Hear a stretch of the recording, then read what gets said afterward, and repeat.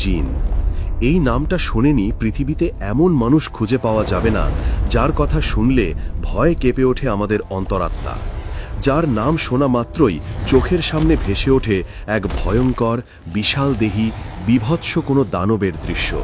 পুরো দেহে যার আগুন জ্বলছে, হাত পায়ের নখ হিংস্র হায়নার মতো ধারালো, চোখ দুটো কখনো লাল তো কখনো হলুদ বর্ণের।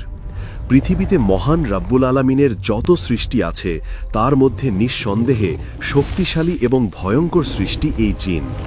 ভয়ানক এই জিনদের নিয়ে বহু নাটক সিনেমা তৈরি হয়েছে, অনেক বিখ্যাত গল্প আছে এদের নিয়ে। কিন্তু গল্প উপন্যাসে যেভাবে উপস্থাপন করা হয় এই জিন জাতিকে, নাটক সিনেমায় যেভাবে বড় বড় হাত পা এবং কানওয়ালা বিকট আকৃতির প্রাণী হিসেবে দেখানো হয়, আসলেই কি তারা দেখতে সেরকম?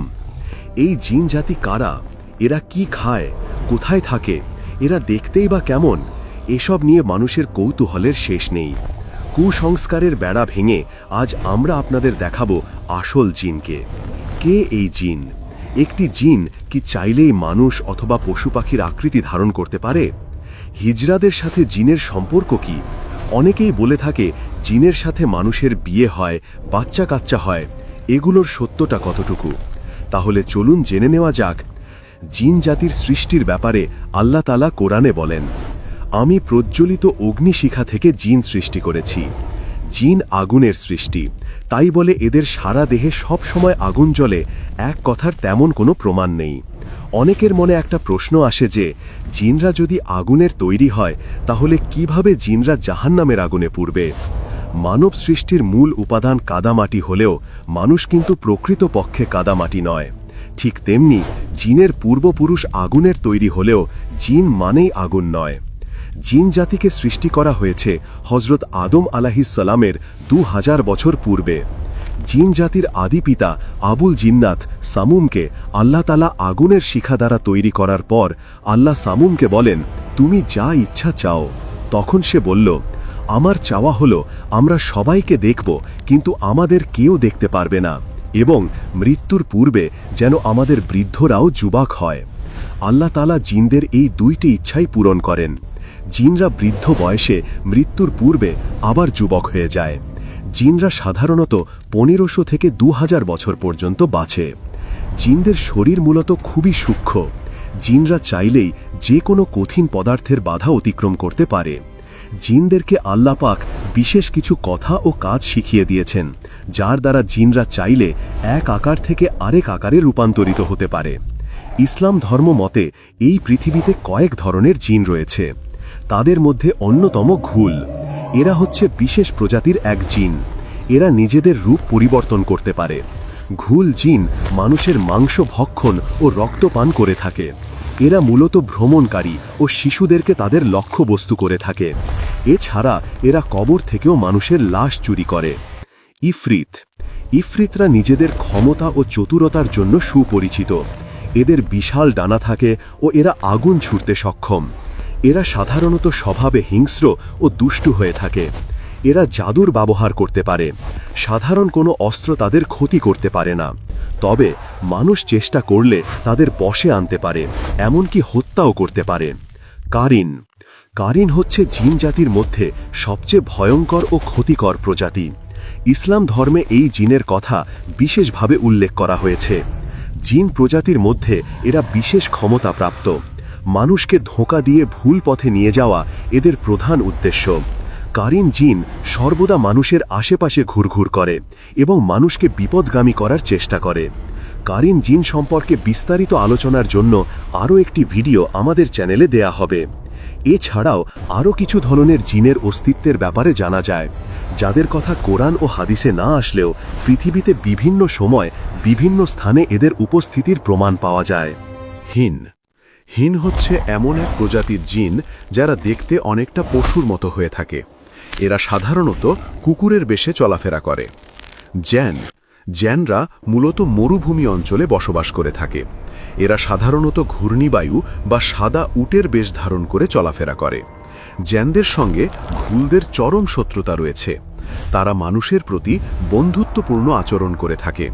এছাড়া বলা হয়ে থাকে জ্যানরা হল জিন জাতির মধ্যে সর্বপ্রথম যারা মানব জাতির সঙ্গে সাক্ষাৎ করেছিল। নাসনাস। জিনদের মধ্যে দুর্বল আরেকটি প্রজাতি হল নাসনাস। শিক ও মানুষের মিলনের ফলে এদের সৃষ্টি হয়েছে বলে বলা হয়ে থাকে। এরা দেখতে অর্ধেক মানুষের মতো ও বাকি অর্ধেক পশুর মতো। নাসনাসদের মুখমণ্ডলের একাংশ এক হাত ও এক পা মানুষের মতো হয়ে থাকে, বাকিটা হয়ে থাকে পশুর মতো। পালিস।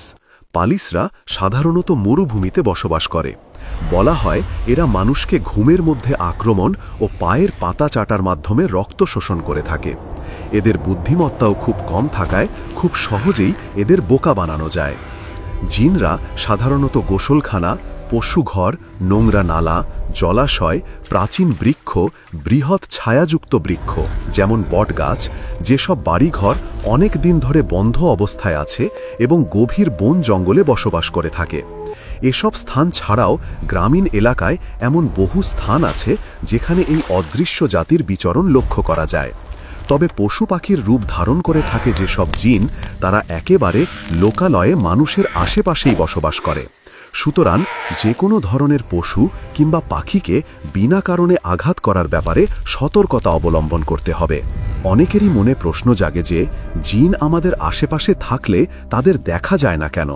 এখানে বলে রাখা ভালো, অনেক তরঙ্গদৈর্ঘ্য যেমন মাইক্রোওয়েভ, এক্স-রে, গামা রশ্মি ইত্যাদি আমরা খালি চোখে দেখতে পাই না, তেমনি জিনদেরকেও আমরা দেখতে পাই না। এবার চলুন জেনে নেওয়া যাক জিনদের খাবারের মেনু কি কি। নিঃশ্বাস নেওয়া প্রতিটি প্রাণীরই যেমন খাবারের প্রয়োজন হয়, তেমনি জিনদেরও প্রয়োজন হয় খাওয়ার। জিনদের সবচেয়ে পছন্দের খাবার হচ্ছে হালাল পশুর হাড্ডি। তবে শুধু পশুর হাড্ডি খেয়েই তারা দিনাতিপাত করে এমন নয়। গাছের ফলমূল, শুকনো গোবর এসবও খাদ্য হিসেবে তারা গ্রহণ করে থাকে।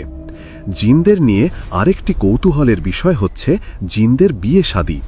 মানুষদের যেমন মহান রাব্বুল আলামিন জোড়ায় জোড়ায় সৃষ্টি করেছেন, তেমনি জিনদেরও জোড়ায় জোড়ায় সৃষ্টি করেছেন। জিন জাতির মধ্যে মহিলা জিনদেরকে পরী বা পেতনি নামে ডাকা হয়। জিনদের মধ্যে বিবাহ প্রথা চালু আছে। তারা একসাথে সংসার করে এবং সন্তান গ্রহণ করে। তবে কোনো জিন যদি কোনো মানুষের ওপর কুদৃষ্টি ফেলে, তাহলে সে ওই মানুষটার সাথে শারীরিক সম্পর্ক স্থাপন করতে পারে। জিনদের সাথে মানুষের বিয়ে হওয়া সম্ভব। তফসিরে ইবনে কাসিরে বর্ণনা আছে, রানী বিলকিসের পিতামাতার মধ্যে একজন ছিল জিন। জিনরা যদি নিচ থেকে চায় তাহলেই মানুষ জিনদেরকে দেখতে পারে। জিনদের সাথে মানুষের উঠা বসা, বিয়ে শাদী এটা পুরোটা জিনদের ইচ্ছা।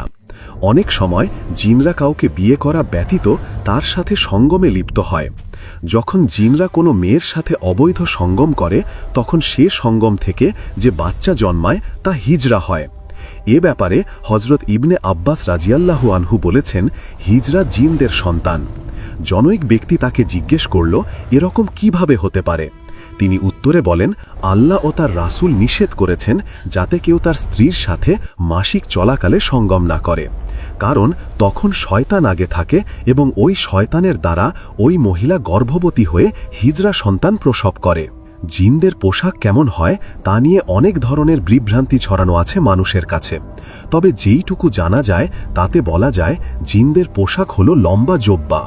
জিনরা চতুষ্পথ পশু, সাপ, বিচ্ছু, উট, গরু, ছাগল, ঘোড়া, খচ্চর, গাধা এবং পশু পাখির প্রভৃতি রূপ ধারণ করতে পারে।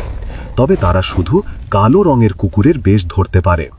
জিন গোত্রের সবচেয়ে খাটো জিনের উচ্চতা মাত্র 2 আঙুল। পৃথিবীতে জিনের সংখ্যা মানুষের চেয়ে বেশি। যখন একটি মানব শিশু জন্মগ্রহণ করে, তখন একই সময়ের মধ্যে 9টি জিনের শিশু জন্মায়।